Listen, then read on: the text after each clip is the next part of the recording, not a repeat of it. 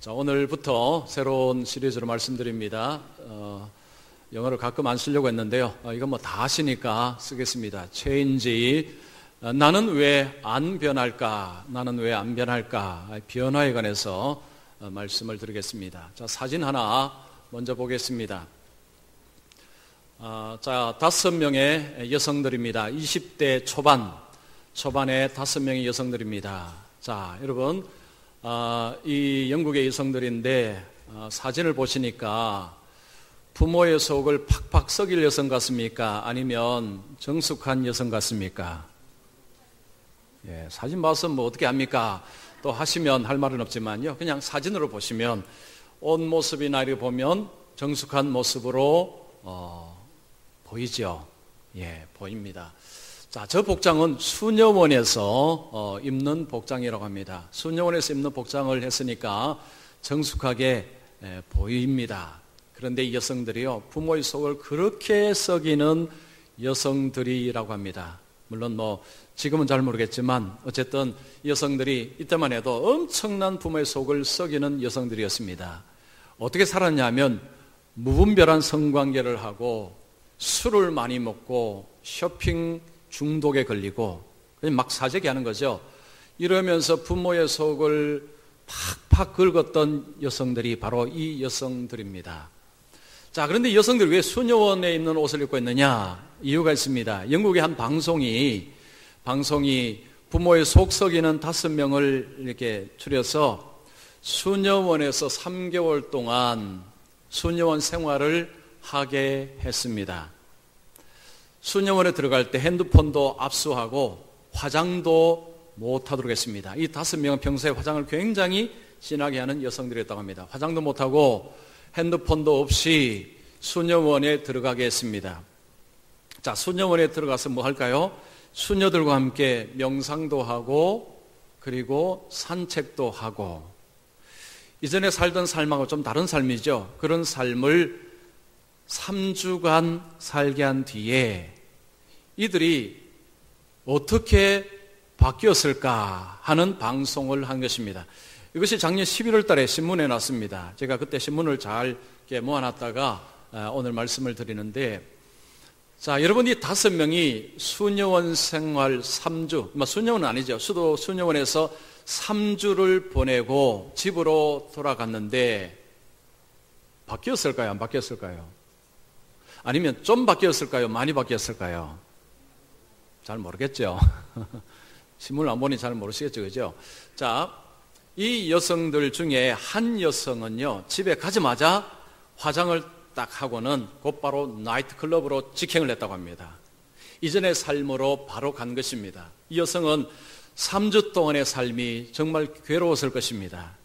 3주가 딱 끝나자마자 집에 오자 화장하고 나이트클럽으로 갔습니다. 이전에 즐기던 삶으로 곧바로 돌아갔습니다. 자, 그런데 또 한 여성은 모델을 하는 여성이었는데 늘 이렇게 화장을 많이 한 여성이 집에 와서 화장을 안 하기 시작했습니다. 화장을 안 하고 여성 입에서 어떤 말이 나오느냐 하면 이제부터 덜 중요한 일은 덜 신경을 쓰고 살아야겠다, 이런 이야기를 했다고 합니다. 또 한 여성은 1년에 옷과 구두를 얼마나 사느냐 하면 우리나라 돈으로 5,800만 원 정도, 한 6천만 원치를 산다고 합니다. 아마도 부모가 돈이 많은 것 같습니다.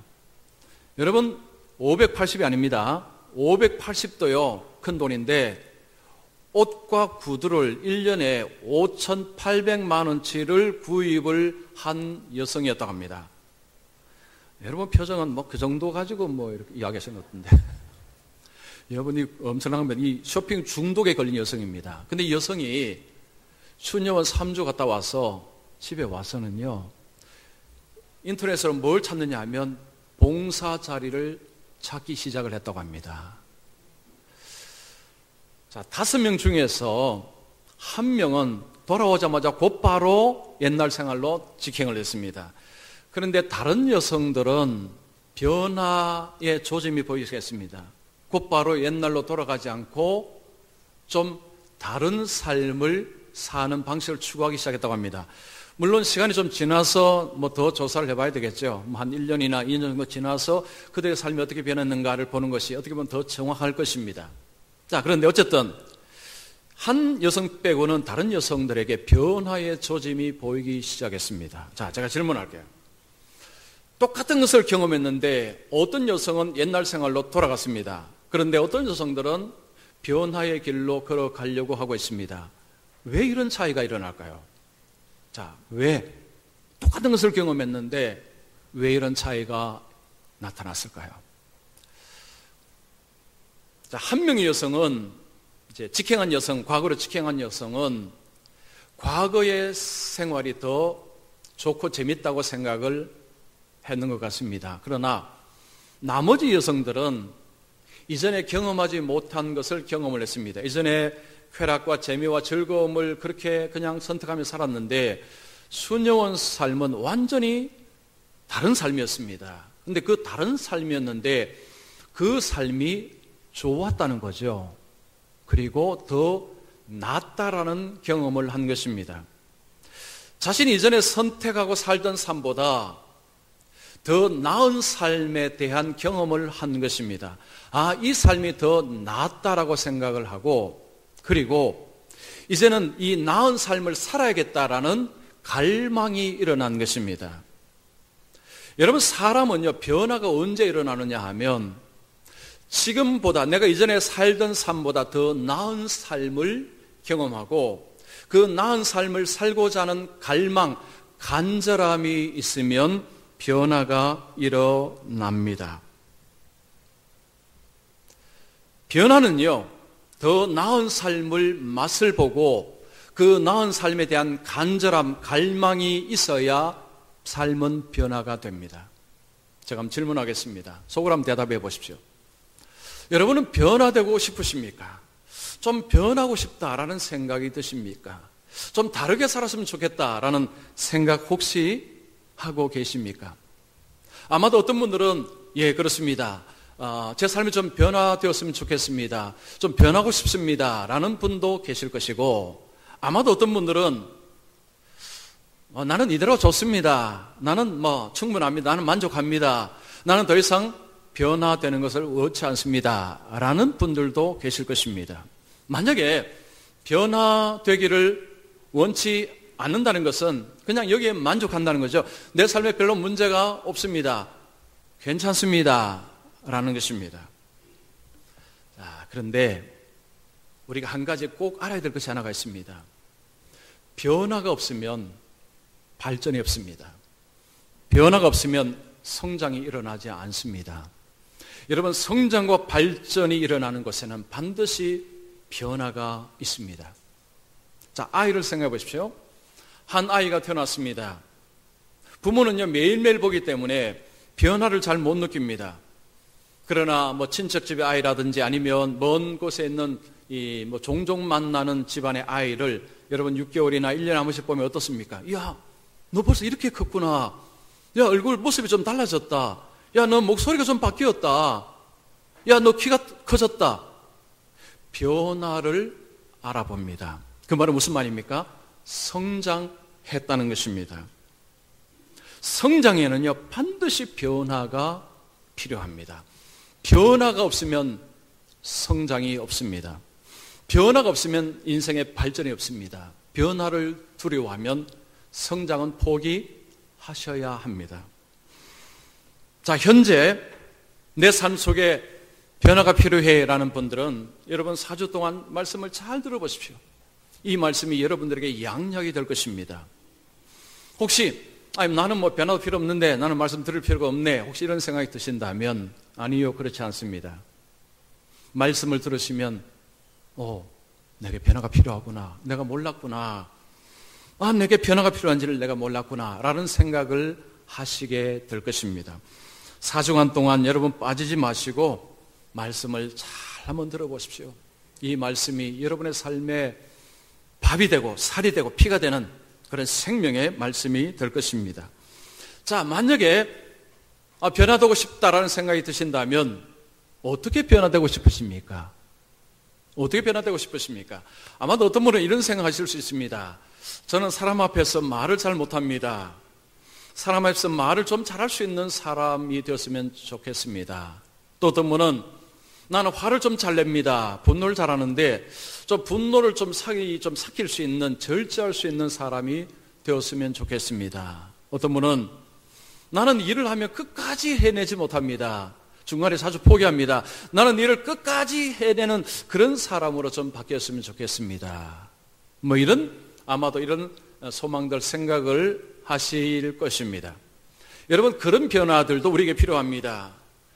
우리의 부족한 부분들을 우리가 알고 있다는 거죠. 그래서 좀 이런 모습이 좀 채워지면 좀 더 낫겠다라는, 좀 더 나은 삶을 살겠다라는 생각을 하는 것은 지극히 정상이고 필요합니다. 자, 그런데 우리에게 진짜 변화가 필요한 부분은 사실은 속사람입니다.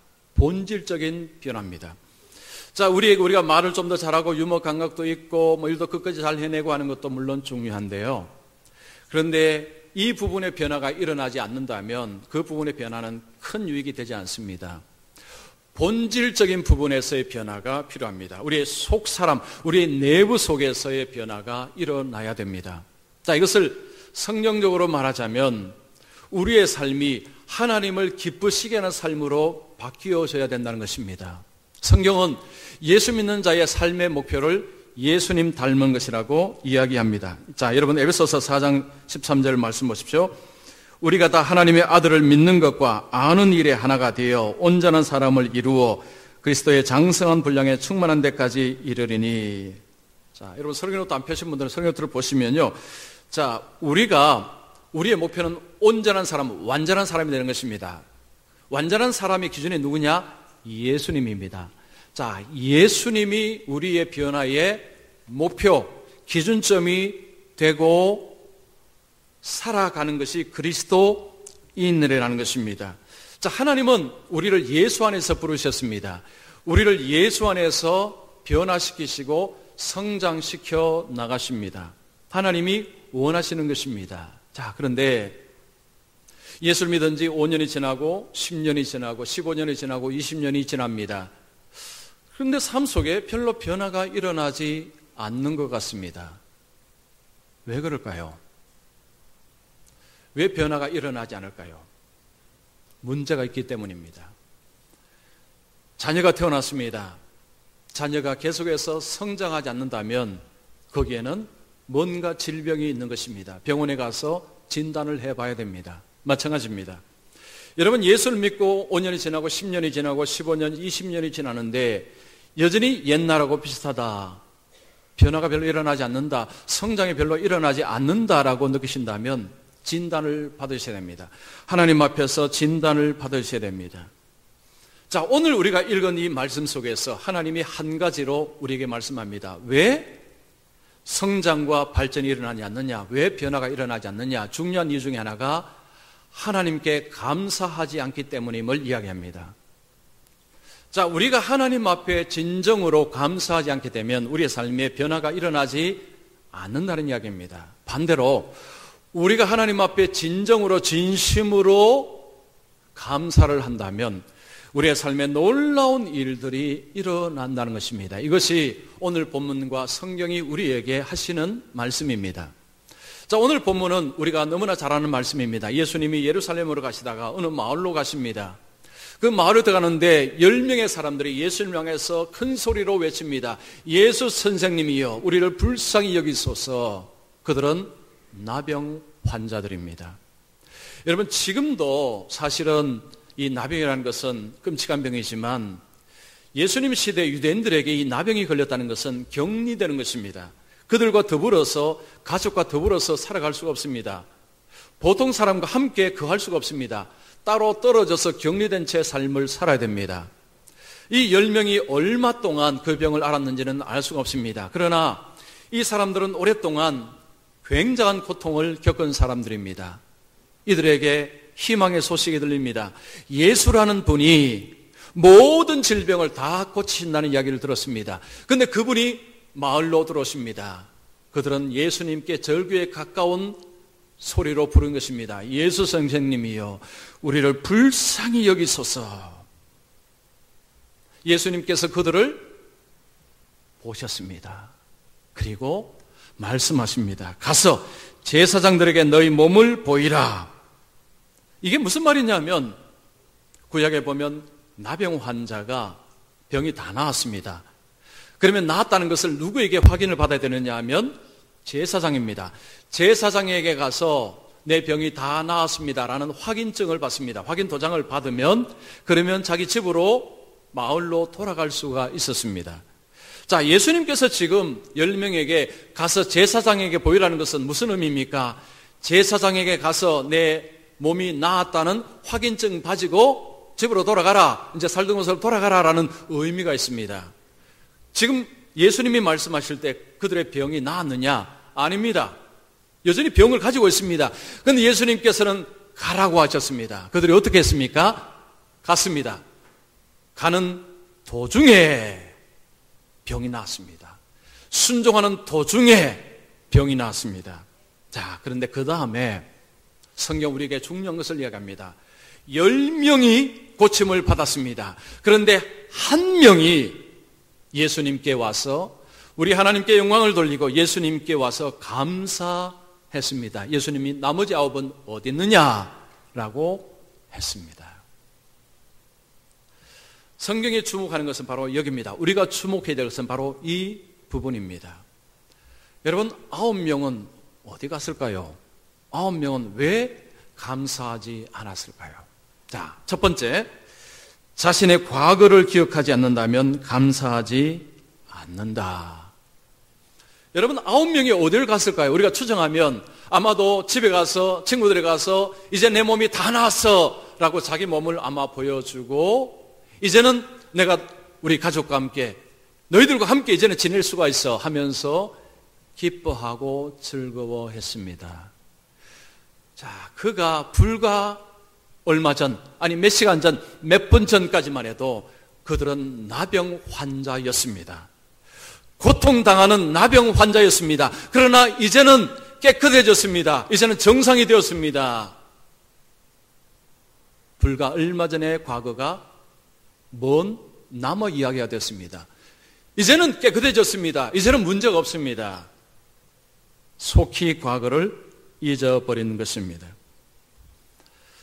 우리에게 감사가 실종이 되었다면, 여러분 마음속에 하나님을 향한 감사가 약해졌다면 과거를 잊어버리신 것입니다. 그 과거 무슨 과거입니까? 예수를 믿기 이전, 하나님의 은혜를 받기 이전, 그 이전을 여러분은 속히 잊어버리는 것입니다. 고린도후서 5장 17절 말씀 보십시오. 그런즉 누구든지 그리스도 안에 있으면 새로운 피조물이라. 이전 것은 지나갔으니 보라 새 것이 되었도다. 성경은요, 예수 믿기 이전 후를 구분을 합니다. 예수 믿은 이후는 새로운 피조물, 새 존재입니다. 예수 믿기 이전은 이전 것입니다. 성경적으로 이전 것은 구제불능의 죄인 상태입니다. 예수 믿는 분들은 기분 나쁠지 모르지만 성경이 그런 이야기입니다. 예수 믿기 이전 과거는 구제불능의 죄인이었습니다.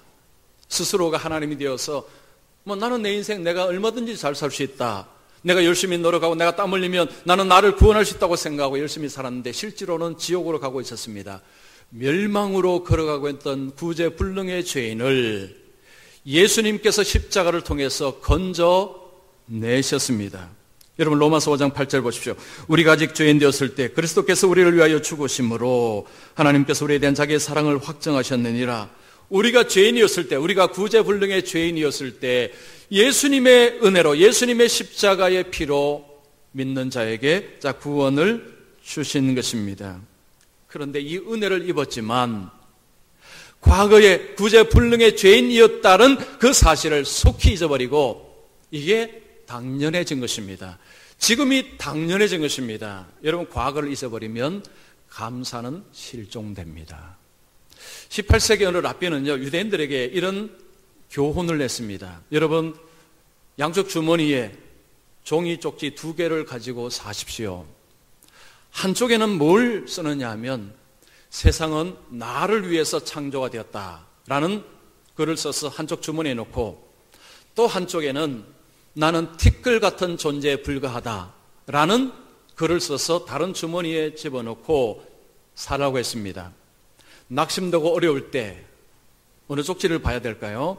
세상은 나를 위해 창조되었다라는 쪽지를 보고 힘을 얻고, 기고만장할 때, 교만해졌을 때, 온 세상이 내 아래로 보일 때, 그때는 나는 티끌 같은 존재에 불과하다는 그 종이를 보라고 했습니다. 그래야 하나님 앞에서 인생을 바르게 살 수 있다라고 했습니다. 자, 저는 이 문구를 좀 바꾸고 싶습니다. 여러분, 그리스도인에게는 양쪽 주머니에 두 개의 종이가 필요합니다. 한쪽은 뭘 적어야 될까요? 나는 구제불능의 죄인이었다라는 글을 써서 한쪽 주머니에 넣고, 또 한쪽은 나는 하나님의 은혜로 하나님의 자녀가 되었다라는 글을 써서 다른 쪽을 집어넣는 것입니다. 낙심이 되고 어려울 때 뭘 꺼내 읽어야 될까요? 낙심되고 어려울 때 하나님의 은혜로 나는 하나님의 자녀가 되었다라는 것을 꺼내 읽고, 기고만장할 때, 교만할 때 뭘 읽어야 될까요? 나는 구제불능의 죄인이었다. 이거를 읽을 필요가 있습니다. 여러분 마음속에 감사가 실종이 됐다면 둘 중에 하나입니다. 예수를 아직도 안 믿고 계시든지, 아니면 과거를 잊어버리셨든지. 예수를 안 믿고 계신다면 하나님께 감사는 불가능합니다. 그런데 예수를 믿으시는데도 감사를 하지 않는다는 것은 과거를 속히 잊어버리시는 것이 됩니다. 자, 오늘 맥주감사주일입니다. 맥주감사주일은 밀과 보리를 처음으로 열매를 거두어서 이것을 하나님 앞에 드린 것을 기념하는 절기가 맥주절입니다. 자, 우리 한국에서는 이것을 이제 7월 1일 날로 정하며 6개월 동안 하나님께서 우리에게 베푸신 은혜를 기억하고 하나님 앞에 감사로 드리는 그런 절기, 그런 주일로 우리가 지키고 있습니다. 자, 여러분은 6개월 동안 돌아보실 때 하나님 앞에 뭘 감사하시겠습니까? 자, 우리가 하나님 앞에 가장 먼저 감사해야 될 것이 뭘까요? 자, 우리가 감사해야 될 가장 중요한 것은 내가 믿음으로 산다는 것. 여러분, 이거 감사해야 합니다. 자, 제가 질문할게요. 여러분, 바깥에 나가시면 예수 믿는 사람이 많습니까? 안 믿는 사람이 많습니까? 네, 우리 성가대만 아시는 것 같아요. 우리 회중들 좀 이야기해 보십시오. 여러분, 이 밖에 나가시면 예수 믿는 사람이 많습니까? 안 믿는 사람이 많습니까? 안 믿는 사람이 훨씬 많습니다. 그게 뭘 의미할까요? 안 믿는 사람이 훨씬 많다는 것은 우리가 소수에 속했다는 거죠. 즉, 예수 믿는다는 것이 이게 사람 마음대로 쉽게 되는 것이 아니라는 이야기입니다. 내가 좀 믿음으로 예수를 믿고 있다는 것 자체가 엄청난 감사의 제목이 되어야 한다는 것입니다. 여러분, 주위에 예수 믿지 않는 사람들은요, 예수 믿는 여러분을 아마 이상하게 보실 것입니다. 아직도 교회 다니니? 아직도 너 예수 믿니? 지금 어떤 세상인데 광명천지에 아이고 너 이상하다. 아마 이런 이야기를 할 친구들이 계실지 모릅니다. 하고 싶어도 입에서 그냥 못하는 친구들도 계실 것이고, 마음으로는 그런 이야기 하고 싶은 사람 많을 것입니다.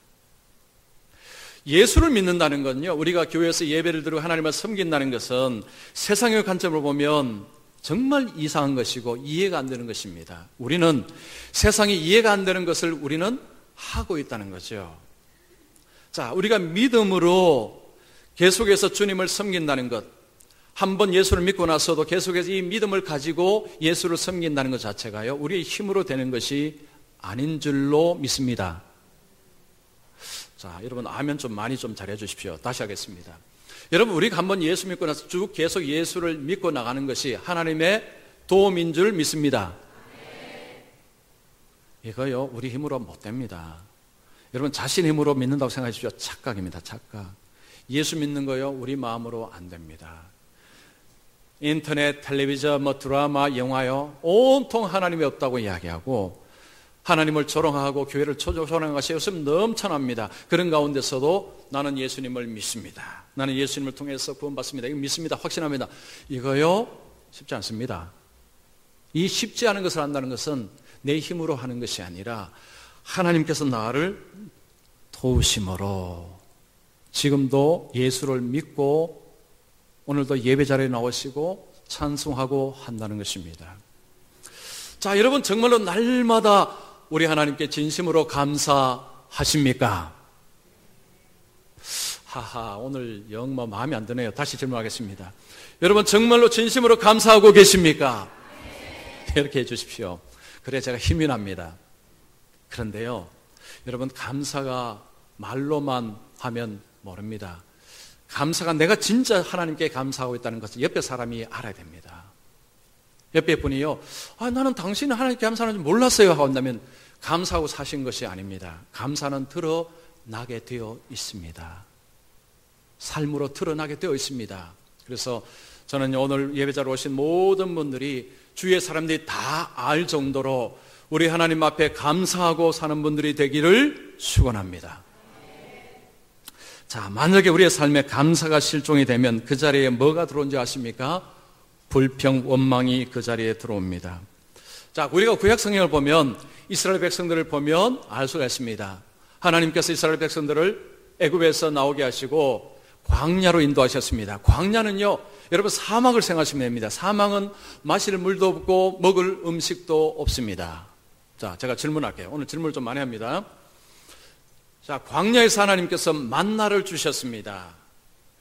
자, 만나를 먹으면 너무 맛이 없고 써서 목에 잘 안 넘어갔을까요? 아니면 만나가 입에 들어가면요 속 녹아서 입에 그냥 술 넘어갔을까요?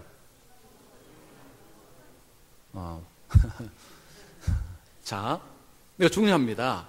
여러분 하나님 주신 광야에 매일매일 준 만나를 입에 딱 넣으면요, 아이고 맛이 없어라, 아이고 이거 어떻게 이렇게 맛없는 걸 주셔서 먹고 살아야 되니까 뭐 먹기는 뭐셔야지 하고 꿀꺽 그냥 아이고 꿀꺽 이렇게 드셨느냐, 아니면 딱 넣으니까 입에서 그냥 사르르 녹습니다. 녹아서 그냥 목구멍으로 쭉 넘어가 버립니다. 이게 만나입니다. 만나. 여러분 출애굽기 16장 31절 보십시오. 이스라엘 족속이 그 이름을 만나라 하였으니 가시같이 희고 맛은 꿀 섞은 과자 같았더라. 자, 우리나라 과자는 사실은 정말 답니다. 여러분 혹시 미국 가셔서 뭐 월마트 랜데 그 과자 먹으시면요, 이 맛이 왜 이래? 맛이 별로 안 답니다. 그런데 그 맛이 없는 과자도요, 꿀을 딱 찍어서 입에 딱 넣으면 맛이 좋습니다. 이 만나는요, 꿀을 찍은 게 아니고 꿀 섞은 과자, 꿀이 그 속에 들어가 있는 과자 같더라. 그러니까 그 만나를 입에 딱 넣으면 어떻다는 것입니까? 그냥 녹습니다. 녹아요. 녹고 목으로 그냥 술술 넘어가 버립니다. 이건 술이 아닙니다. 술술 넘어간다는 이야기입니다. 만나는요, 너무 맛이 좋았어요. 그래서 이게 뭐냐라고 소리쳤습니다. 너무 놀랐습니다. 세상에 이렇게 맛있는 것을 광야에서 먹게 될 줄은 그들도 몰랐습니다. 그런데 이 만나가요, 불평의 원인이 되었다는 것 아십니까? 이 시간이 좀 지나고 보니까 이게 이제 만나가 시큰둥해진 것입니다. 그러면서 그들의 입에서 이 만나로 인해서 불평의 언어가 나옵니다. 자, 민수기 11장 4절 6절 보시면 이스라엘 자손도 다시 울며 이르되 누가 우리에게 고기를 주어 먹게 하랴. 우리가 애굽에 있을 때에는 값없이 생선과 오이와 참외와 부추와 파와 마늘을 먹은 것이 생각나거를 이제는 우리의 기력이 다하여 이 만나 외에는 보이는 것이 아무것도 없도다. 자, 그들이 말합니다. 만나 외에는 아무것도 안 보이니 너무 슬프다, 너무 괴롭다, 너무 불행하다, 이런 이야기입니다. 그들 입에서 만나가 불평의 원인이 되고 있습니다. 여러분, 우리의 일상에서 감사하지 못하면 일상이 원망의 이유가 된다는 것 아십니까? 여러분, 일상이 감사가 안 되면요, 일상은 곧 우리에게 원망의 원인이 됩니다. 아니, 맨날 삶이 이래, 이렇게 재미가 없어. 좀 짜릿한 것 없을까? 없을까? 원망, 일상이요. 일상 자체가 하찮은 것입니다. 여러분, 일상이 얼마나 고맙고 좋은지를 언제 깨닫는 줄 아십니까? 일상이 박살났을 때, 일상이 깨어졌을 때, 그제서야 일상의 고마움을 압니다. 아침에 눈 떠서 정신이 말짱하고 다 보이고 세수하고 밥 먹으니까 속으로 잘 들어가고 그리고 일하러 가고 또 학교도 가고 매일매일 이 일상이 얼마나 고맙다는 것을 모르면 이것이 깨어지고 나서야 참 그 삶이 얼마나 좋았는지 내가 이제 알겠다. 아침에 일어났는데 머리가 아픕니다. 머리가 너무 아파요. 아무것도 못 하겠습니다. 학교 오고 뭐 일터 못 가겠습니다. 그래서 병원으로 갑니다. 자녀가 학교 가야 되는데 갑자기 막 열이 펄펄 납니다. 학교를 못 가고 또 병원을 데려갑니다. 일터에서 그만 해고가 되었습니다. 아침에 일하러 갈 데가 없습니다. 이럴 때 아침에 일어나서 밥 먹고 학교 가고 직장 가고 하는 이 일상이 얼마나 고마운지 그제서야 사람들은, 아니 우리들은 깨닫는 데가 너무너무 많습니다. 여러분, 일상이 우리에게 불평이 원인이 되는 이유가 뭘까요? 자, 여기에 비교라는 비교병이 들어와 있습니다. 비교도 잘 해야 되는데 비교를 잘못하면 이거 굉장히 위험합니다. 자, 이스라엘 백성들이 뭐하고 비교했습니까? 애굽에서의 삶과 비교했습니다. 자, 애굽에서 그들은 뭘 먹었습니까? 생선, 오이, 참외, 부추, 파, 마늘. 우리가 늘 이상 먹는 거죠. 자, 그들은 말합니다. 우리는 만나밖에 없고 부추도 없고 오이도 없고 참외도 없고 수박도 없고 뭐 고기도 없고 우리가 너무 불행해. 만나밖에 없는 우리가 너무 불행해. 비교를 하려면 제대로 해야 되죠. 애굽에서 삶 전체하고 비교해야 되는데 뭐하고 비교합니까? 애굽의 부추, 애굽의 사과, 애굽의 딸기, 애굽의 복숭아, 요거 하면 하니까 지금 없으니까 불평의 원인이 되는 것입니다. 여러분, 비교를 해도 좀 잘 해야 됩니다. 이게 단순 비교하면요, 이거 문제가 생깁니다. 또 우리가 누구하고 비교 잘합니까? 다른 사람하고 비교 잘합니다. 나보다 더 잘 나가는 사람하고 비교하면 갑자기 내가 불행해집니다. 저 사람은 저렇게 잘 나갔는데, 또 꼭 그런 이야기 하죠. 저 친구는 학교 다닐 때 공부도 못했는데. 괜히 배가 아픈 거죠. 그러면 속이 쓰립니다. 여러분, 비교는요, 하향 비교하셔야 돼요.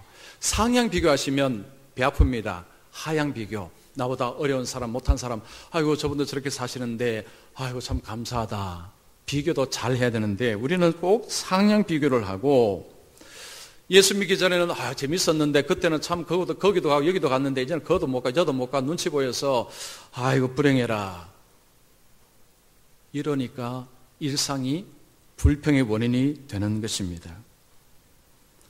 여러분, 우리 인생은 전체 통으로 보셔야 됩니다. 인생은요, 전체로 보셔야 되고, 인생을 진지하게 바라보지 못하면요, 감사보다는 원망하기 딱 좋습니다.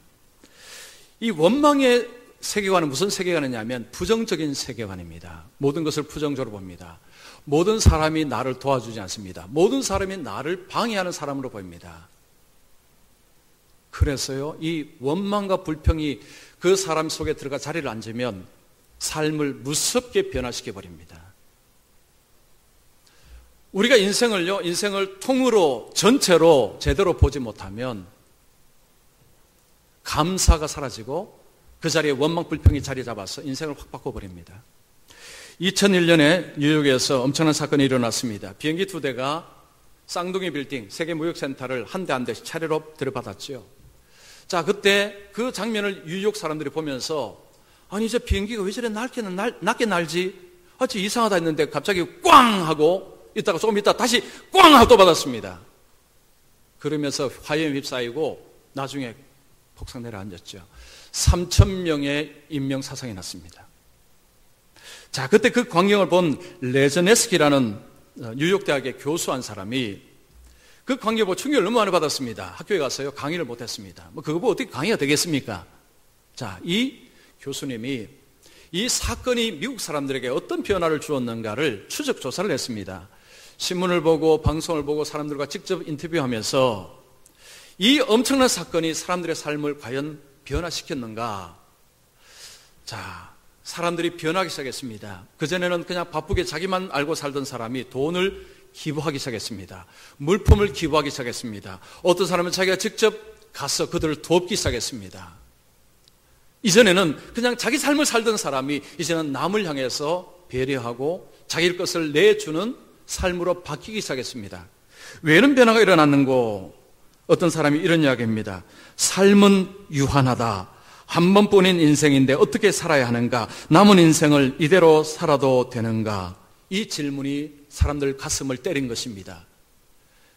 3,000명이 눈앞에서 목숨을 잃는 것을 그들이 보고 삶과 죽음의 거리가 너무 가깝구나. 인생이 너무 유한하구나. 인생의 본질을 깨닫기 시작하는 것입니다. 그래서 그때부터 그들의 행동이 바뀌기 시작했습니다. 사람들을 챙기기 시작했습니다. 사람들에게 친절하게 대하기 시작했습니다. 그리고 교회로 나가기 시작했습니다. 미국에는요, 1년에 2번, 3번 교회 가는 사람이 꽤 많습니다. 크리스마스 때, 부활절 2번 교회 가는 사람이 많아요. 안 가던 사람들이 교회를 가기 시작합니다. 기도를 안 하는 사람이요, 갑자기 기도하기 시작합니다. 성경을 안 보던 사람이 성경을 보기 시작합니다. 말씀을 안 듣던 사람이 말씀에 귀를 기울이기 시작합니다. 변화가 일어난 것입니다. 여러분, 변화 일어난 이유가 뭐라고 했습니까? 인생을 제대로 보기 시작한 것입니다. 삶과 죽음이라는 것이 이게 너무 가깝구나. 내가 열심히 살고 바쁘게 살면 내 인생이 행복하고 잘 산다고 생각했는데 눈앞에서 펼쳐진 사건 가운데서 그들은 야, 이게 인생이 그렇지 않구나. 하나님이라는 분, 신 하나님 존재를 생각을 안 할 수가 없게 되었습니다. 그들은 이전에 살던 삶을 바꾸기 시작한 것입니다. 여러분, 우리의 삶 속에 원망과 불평의 자리를 잡았다는 것은 하나님을 의심한다는 것입니다. 하나님의 선한 뜻을 의심하는 것입니다. 그런데 하나님은요, 우리를 향한 계획이 선하고 희망이라고 이야기합니다. 여러분, 예레미야 29장 11절 말씀. 자, 우리 성경 노트에 다 같이 읽습니다. 여호와의 말씀입니다. 너희를 향한 나의 생각을 내가 아나니 평안이요 지향이 아니니라. 너희에게 미래와 희망을 주는 것이니라. 이스라엘 백성들이 바벨론 포로에서 그들은 희망이 보이지 않았습니다. 언제 이것이 끝날지 모릅니다. 하나님께서 말씀합니다. 내가 너희를 향한 나의 생각은, 나의 계획은 재앙이 아니라고 했습니다. 희망이요 평안이요 미래라고 했습니다. 그런데 이 말씀이 의심이 되기 시작하면 우리 속에 감사가 실종이 되고 원망과 불평이 자리를 잡기 시작합니다. 원망 불평은요, 하나님의 진노를 부르는 길입니다. 여러분, 성경을 보면 이스라엘 원망 불평할 때 하나님이 진노하시고 라는 말씀이 자주 나옵니다. 원망과 불평은 하나님께로부터 멀어지게 만드는 것이고, 하나님께로 멀어지는 것은 곧 세상으로 가까워지는 것입니다. 세상 방식으로 살아야 행복하고 잘 살고 그렇게 된다고 생각하고 그쪽으로 가는 것입니다. 하나님의 진노를 쌓는 길입니다. 그래서 원망과 불평이 우리 속에 들어오는 것은 굉장히 위험하고요. 우리의 삶을 반대로 바꾸어 버리는 엄청난 힘을 가진 것이 원망과 불평입니다. 자, 오늘 예배드리는 우리 모든 분들은요, 하나님께 원망 불평하는 자가 아니라 우리 하나님 앞에 진심으로 감사함으로 우리 하나님 앞에 감사로 나가는 분들 되시기를 축원합니다. 자, 진짜 중요한 것은 세 번째입니다. 감사는 변화를 일으키는 기폭제이다. 자, 그런데 우리가 하나님 앞에 감사를 하게 되면 우리의 삶을 혁명적으로 바꿉니다. 혹시 의심이 되죠? 아니, 감사하는 것하고 삶을 바꾸는 것하고 이게 무슨 관련이 있나? 이런 의문이 드실 수 있습니다. 잘 들어보십시오. 자, 이 한 사람이 와서 예수님께 감사를 하는데 그가 어떻게 감사하나 보십시오. 예수의 발 아래에 엎드려 감사하니. 그냥 예수님 감사합니다 한 것이 아니라 그 발 아래에 엎드려서 감사했다고 했습니다. 이걸 어떻게 해석하느냐, 학자들은 바로 하나님께 경배를 한 것입니다. 이 사람이 예수님을 처음에 만났을 때는 예수님이 어떤 분인지를 몰랐습니다. 그런데 예수님께서 가라! 라고 했는데 가다가 그 엄청난 질병이 딱 나은 것을 보고 와, 이분은 하나님이다라고 그가 생각한 것입니다. 그리고는 그 앞에 무릎을 딱 꿇었습니다. 얼굴을 쳐다볼 수가 없었습니다. 하나님 앞에 얼굴을 거기에 얼굴을 대고 땅에 얼굴을 대고 경배를 한 것입니다. 그러자 예수님께서 그에게 놀라운 말씀합니다. 일어나 가라. 내 믿음이 너를 구원하였느니라. 자, 여러분 여기서 중요한 표현이 내 믿음이라는 표현을 쓴 것입니다. 예수님께서는 이 사람의 행위를 믿음으로 받으셨습니다. 자, 지금 한 사람이 자기가 고침을 받은 것을 알고는 하나님께 영광을 돌리고 예수님 앞에 엎드려서 감사를 했습니다. 이 행위가 믿음이 없이는 안 되는 행위라는 것입니다. 믿음으로 가능한 행위라는 것입니다. 이 사람의 행위는 믿음의 행위였습니다. 그가 진심으로 감사하며 엎드리고 경배할 때에 예수님이 뭘 말씀하셨습니까? 너를 구원하였느니라. 자, 이 구원은 뭘까요? 바로 생명의 구원입니다. 9사람은 몸은 치유를 받았지만 그들의 생명은 건짐을 받은 것이 아닙니다. 그러나 이 한 사람은 몸이 지금 나음을 받았는데 믿음으로 주님 앞에 나와 감사할 때에 그의 영원한 생명을 얻은 것입니다. 그의 죄 용서함, 영원한 생명이 그에게 주어지는 것입니다. 자, 여러분 감사가 어떤 일을 일으키고 있습니까? 감사해서 주님 앞에 무릎을 꿇을 때에 얼굴을 댈 때 내 믿음이 너를 구원하였느니라. 자, 적용하면 이렇습니다. 일상의 삶이 너무 감사해서 한 주간 삶이 너무 감사합니다. 하나님 행하신 것이 너무 감사해서 주님 앞에 주님 감사합니다 하고 주님 앞에 바르게 예배를 드리는데 하나님께서 엄청난 은혜를 쏟아부어 주시는 것입니다. 이전에 경험하지 못했던 더 큰 은혜를 부어 주시는 것입니다. 자, 제가 질문할게요. 하나님 앞에 감사하고 하나님 앞에 예배를 드리는데 하나님이 삶에 엄청난 은혜를 부어 주실 때 여러분 변화가 일어날까요? 안 일어날까요? 자, 제가 앞에서 그런 이야기 서두에 그런 말씀드렸죠. 변화는 언제 일어난다고 했습니까? 변화는 지금 내 삶보다 더 나은 삶이 있다는 것을 일단 알아야 되고 맛을 봐야 됩니다. 그리고 거기에 대한 갈망이 있어야 사람이 변화가 된다고 했습니다. 변화 없이는 성장이 없다고 말씀드렸죠. 자, 너무 감사해서 하나님 감사합니다 하며 정말 하나님 앞에 바른 예배자가 되고 하나님 앞에 예배를 드리는데 하나님께서 은혜를 주십니다. 은혜를 맛을 봤다는 거죠. 와, 하나님께서 이전에 내가 경험하지 못했는데 이런 은혜를 주시니 은혜를 맛봤습니다. 더 좋은 것을 맛을 봤어요. 자, 그러면 더 좋은 것을 맛을 봤으니까 그래 이제는 뒤로 돌아가자고 하겠습니까? 아니면 더 좋은 것을 또 주시겠거니 하고 또 앞으로 가겠습니까? 그렇죠. 그럴 수밖에 없습니다. 그래서 감사는요, 단순한 감사가 아니에요. 정말 하나님 은혜에 감사해서 하나님 정말 감사합니다. 하나님 앞에 엎드려서 경배할 때, 하나님 앞에 참된 예배자가 될 때에 하나님께서 그 삶에 더 좋은 은혜를 베푸시니 그 은혜를 맛보니까 이야, 이 은혜가 너무 좋구나. 그러니 또 은혜 받아야지 하고 은혜된 갈망이 생기고 은혜를 간절히 소망하는 사람이 되는 것입니다. 저는 요즘요, 어떤 분들이 그런 이야기하면 정말 저는 너무 듣기 좋아요. 목사님, 요즘 주일이 너무 기다려져요. 요즘 주일이 기다려지고요, 정말 교회 가고 싶어요 하는 분들 계세요. 여러분은 아닌 것 같습니다. 그죠? 여러분 입을 딱, 나는 그런 이야기 안 했는데 하시는 것 같아요. 그런 이야기 하시는 분들이 계세요. 저는 그런 이야기 들을 때마다요, 정말 신나고 너무너무 감사하고, 야, 이렇게 예배를 사모하는 분들이 있다는 것, 그건 생명이 살아났다는 이야기입니다. 감사는 그냥 감사, 아니, 그 정도가 아닙니다. 여러분, 감사는 삶을 혁명적으로 바꾸는 기폭제입니다. 근데 어떻게 바꾸느냐? 예수님을 닮아가는 자로 바꿉니다. 여러분, 로마 시대에 그리스도인들, 초대 그리스도인들이 어떤 자였는 줄 아십니까? 2세기에 저스틴 마트라는 사람의 글에 이런 글이 있습니다.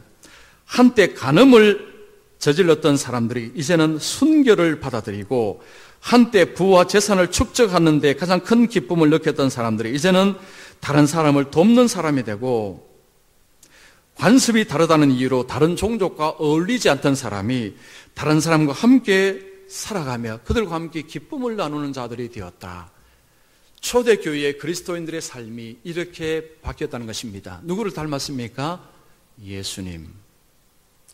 로마 황제들이 얼마나 그리스도인들을 핍박을 했습니까? 그런데 어떤 황제는요, 이런 고백을 했답니다. 내 동족들이 보니까 내 동족이 자기 동족을 도와주지 않는데, 저 그리스도인들은 자기 그리스도인들을 도울 뿐만 아니고 우리 동족까지 저렇게 돕는 걸 보니까 인정을 안 할 수가 없구나. 이런 글이 기록되었습니다. 로마 시대의 그리스도인들은요, 예수를 닮은 자로서 그들의 삶을 통해 로마를 확 바꿔버렸습니다. 로마가 뒤집어졌습니다. 자, 고린도후서 5장 15절 말씀. 자, 우리 이거 같이 읽습니다. 그가 모든 사람을 대신하여 죽으심은 살아있는 자들로 하여금 다시는 그들 자신을 위하여 살지 않고 오직 그들을 대신하여 죽었다가 다시 살아나신 이를 위하여 살게 하려 합니다. 자, 예수님께서 우리에게 오시고 우리를 건져내신 것은 목표가 있습니다. 예수님처럼, 예수님 닮은 자로서 살아가도록 하는 것이 예수님의 뜻입니다. 이 콜린스라는 미국의 유전학자가 있습니다. 유명한 유전학자입니다. 이분이 병원에서 의사로 이제 일할 때 어떤 사람은 이제 생명이 왔다 갔다 합니다. 거의 끝나가는데 이런 이야기를 하더랍니다. 박사님, 이제 남편과 사랑하는 주님을 만나게 될 수 있게 되었네요. 그러니까 이야기를 듣고 이 박사님이 혼돈이 온 것입니다. 이 사람 지금 죽어가는데 이제 사랑하는 남편과 주님을 만나게 될 수가 너무 좋습니다. 또 어떤 사람은요, 지금 굉장히 아픈데 많이 아프긴 하지만 주님이 저를 위해 고통당하신 것을 생각하면 이건 아무것도 아닙니다. 아니 도대체 이 사람은 또 누구야? 이 박사님이 의사로 살 때요, 그런 사람들 만나고 충격을 받았대요. 그러다가 어느 날 C.S. 루이스가 쓴 순전한 기독교라는 책을 읽고 나서 이 사람이 알았습니다. 와, 하나님이라는 분이 계시는구나. 이분이 그리스도인이 되었고 그리스도를 위해서 삶을 헌신하는 삶으로 바뀌어버렸습니다. 감사를 하게 되면요, 자신도 바꾸지만 다른 사람도 바꿉니다. 감사는 주님을 닮은 자로서 감사가 나오고요, 이 감사는요, 주님을 닮은 자로서 계속해서 바꾸어 나갑니다.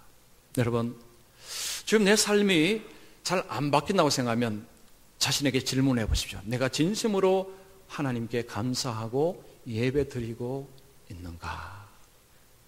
이 질문 반복해서 한번 던져보십시오. 오늘 이 말씀은요, 저와 여러분들에게 이 질문을 하라고 하십니다. 지금 너의 삶이 바뀌지 않고 있다면 정말로 일상에서 하나님을 감사하고 있느냐? 그리고 정말로 감사함으로 하나님 앞에 예배자로 하나님 앞에 예배 드리고 있느냐? 이거 자신에게 한번 물어보라고 하십니다. 감사는 그냥 입으로 감사합니다, 뭐 무슨 일이 일어나겠습니까? 아무 일도 안 일어납니다. 그러나 하나님 은혜에 감사해서 감사함으로 하나님 앞에 예배자를 설 때, 우리의 삶을 드릴 때 거기에는 하나님의 은혜가 쏟아지고 더 큰 은혜가 쏟아질 뿐만 아니라 그 은혜가 너무 좋아서, 야, 하나님 밥 이렇게 하니 이렇게 주시니 내가 더 좀 가야 되겠구나, 그 갈망이 일어나서 변화는 계속해서 일어나게 되어 있다는 것입니다. 자, 오늘 비 오는데 여러분 예배자로 오신 분들 정말 잘 오셨습니다. 이 말씀이 여러분 평생의 삶에 양력이 되었으면 좋겠습니다. 그래서 하나님 앞에 진심으로 감사하고 예배하심으로 날마다 부으시는 하나님의 큰 은혜를 입으시고 그 은혜가 더 큰 갈망이 되어서 더 큰 은혜를 추구하심으로, 그래서 날마다 주님을 닮아가는 삶의 변화가 있어서 이 땅의 삶이 아름답고 주님 앞에 영광이 되는 그런 삶이 되시기를 축원합니다. 기도하겠습니다.